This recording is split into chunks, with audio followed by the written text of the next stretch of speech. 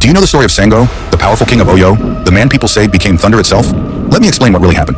You see, long before Nigeria even existed, when kingdoms ruled over the forests and wide savannas of Yoruba land, there was a mighty empire called Oyo, strong, proud, feared by every neighbor around. At the heart of that empire ruled a man whose name still shakes the heavens today, Sàngó, the Alafin of Oyo. But Sango was not just any king. People said he was born with fire in his blood. The very day he entered this world, thunder rolled across the skies, as if the gods themselves were announcing his arrival. His mother, a princess from Nupo, even said she dreamed of lightning before his birth, a sign that her son was destined for greatness, but maybe also destruction. As a young prince, Sango could not stay still. He was brilliant in battle, sharp with words, and feared for his temper. He spoke like thunder, loud, fierce, and impossible to ignore. So when he finally became king, the whole of Oyo trembled in his presence.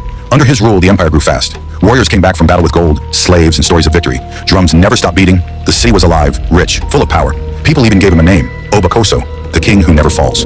But power can be dangerous, and Sango's power burned hotter than most could handle. They say he had magical charms, thunderstones, that could call down lightning from the sky. When enemies refused to surrender, Sango would raise his hand toward the clouds, and boom, thunder would strike. Some said he was chosen by Jakuta, the god of fire. Others whispered, Sango was Jakuta himself. At first he used this power to protect his people, but pride is a slow poison, and as his pride grew, so did his anger. He began to suspect everyone. Even his closest friends started to fear him. Sango had two great generals, Timi of Ide and Ogunja of Uwoye, both brave, both loyal. But jealousy began to grow between them. One day after a heated argument, Sango sent Timi to war, warning him not to misuse the thunderstones. But destiny already had its own plans. During that battle, Timi raised the thunderstones, and suddenly the lightning turned against Oyo's own warriors.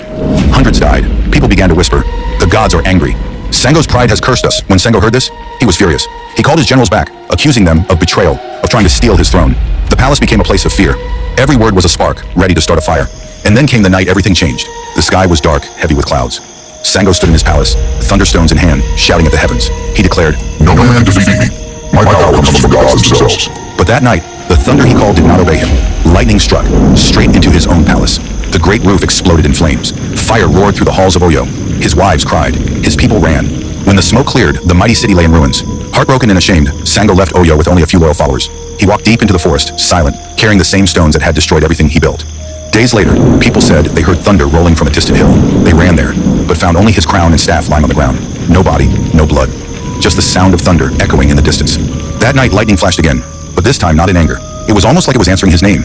And the people of Oyo cried out, Kabiesi, the king has not died. He has become the thunder. From that day, they began to worship him. They built shrines, offered sacrifices, and called him Sàngó the God of thunder, lightning, and justice. Even now, when thunder roars across Yoruba land, the elders say, Sango is speaking, reminding us that pride and power must walk carefully together. And that is the story of Sango, the Alafin of Oyo, who became the god of thunder.